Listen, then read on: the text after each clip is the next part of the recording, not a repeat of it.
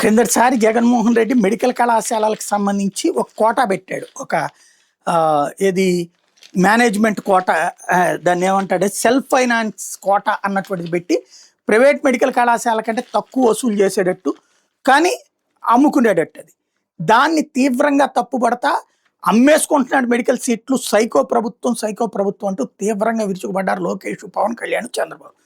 తీరా చూస్తే ఇప్పుడు అసలు కాలేజీలను అమ్మిబడేశారు, పీపీపీ కింద ఇచ్చేస్తున్నారు. ఇందులో ఉన్నటువంటి మరొక డొల్లతనాన్ని ఇప్పుడు వైఎస్ఆర్ కాంగ్రెస్ పార్టీ పత్రిక అయినటువంటి సాక్షి హైలైట్ చేసింది. కొత్తగా నిర్మించిన వైద్య కళాశాల మీద ప్రభుత్వానికి ఏమాత్రం ఆజిమాయిషి లేకుండా ప్రభుత్వ పెద్దలు చేస్తున్నారు. ఆల్ ఇండియా కోటా విధానానికి స్వస్తి పలకడం ద్వారా కళాశాలలో ప్రభుత్వ ఆజిమాయిషి అణుమాత్రం కూడా ఉండబోదని బాబు సర్కార్ ఇప్పటికే వెల్లడించింది. దేశంలోని అన్ని రాష్ట్ర ప్రభుత్వాల ఆజిమాయిషిలో నడిచే వైద్య కళాశాలలో 15% ఎంబీబీఎస్ సీట్లు ఆల్ ఇండియా కోటాకి కేటాయిస్తారు. పీపీపీకి ఇస్తున్న 10 వైద్య కళాశాలలో ఆల్ ఇండియా కోటా ఉండబోదని రాష్ట్ర ప్రభుత్వం ఇప్పటికే స్పష్టం చేసింది. అంటే ఈ కళాశాలలు 100% ప్రైవేటు వ్యక్తుల ఆజిమాయిషీలో నడుస్తాయనే విషయాన్ని ప్రభుత్వం చెప్పకనే చెప్తుంది. ఆల్ ఇండియా కోటా ఎత్తేయడం వల్ల మన విద్యార్థులు ఒక్కో కాలేజీలో 11 చొప్పున కన్వీనర్ కోటా సీట్లను నష్టపోబోతున్నారు. ఒక్కో వైద్య కళాశాలలో 150 చొప్పున ఎంబీబీఎస్ సీట్లు ఉంటాయి. వీటిలో 15% అంటే 22 సీట్లు ఆల్ ఇండియా కోటాకు, 15% అంటే 22 సీట్లు 15% అంటే 22 సీట్లు ఆల్ ఇండియా కోటాకి, మిగిలిన 128 సీట్ల సగం 64 రాష్ట్ర స్థాయిలో కన్వీనర్ కోటాకి, 45 సెల్ఫ్ ఫైనాన్స్, 19 ఎన్ఆర్ఐ కోటా కింద భర్తీ చేయాల్సి ఉంటుంది. ఈ లెక్కను పరిశీలిస్తే ఆల్ ఇండియా రాష్ట్ర కన్వీనర్ కోటా కలిపి 86 సీట్లు ప్రభుత్వ కోటా కిందకు వస్తాయి. ఈ సీట్లకు 15,000 మాత్రం ఫీజు ఉంటుంది.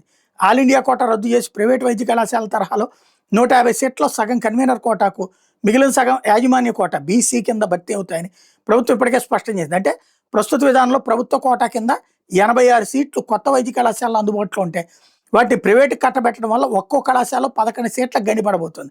8 బి కేటగిరీకి, 3 ఎన్ఆర్ఐ కోటా కిందకు వెళ్తాయి. తద్వారా ఏడాదికి బి కేటగిరీ సీట్లకు సీటుకు 13.2 లక్షలు, సి కేటగిరీ సీటుకు 39.96 లక్షలు చొప్పున ప్రైవేట్ వ్యక్తులకి ఆదాయం సమకూరుతుంది. ఈ లెక్కన 10 వైద్య కళాశాలలో 110 సీట్లు యాజమాన్య కోటాకు మళ్లించి ఏడాదికి బి కేటగిరీ సీట్ల రూపంలో 10.56 కోట్లు, సి కేటగిరీ సీట్ల రూపంలో 11.88 కోట్ల చొప్పున విద్యార్థుల నుంచి ప్రైవేట్ వ్యక్తులు ముక్కుపిండి వసూలు చేసుకోవడానికి లైసెన్స్ ఇచ్చేస్తున్నారు. ఇది విద్యార్థులకి తీరని ద్రోహం అన్నటువంటిది సాక్షి హైలైట్ చేస్తే, అసలు ఆల్ ఇండియా కోటా తీసేస్తే, ఆల్ ఇండియా కోటా అంటే మనకు కాదు వచ్చేది, అది ఇతర రాష్ట్రాల వాళ్ళు వచ్చి మన వాళ్ళు కూడా పోటీ పడవచ్చు, వాళ్లే ఎక్కువ తీసుకుంటారు 11 సీట్లు. ఇప్పుడు అది ఆపేయడం ద్వారా ఇక్కడున్న విద్యార్థులకు 11 సీట్లు అదనంగా ఇప్పించారు. దీన్ని తప్పుడు ప్రచారం చేస్తున్నది వైసీపీ అన్నది తెలుగుదేశం అనుకూల మీడియా వాళ్ళు హైలైట్ చేస్తుంది.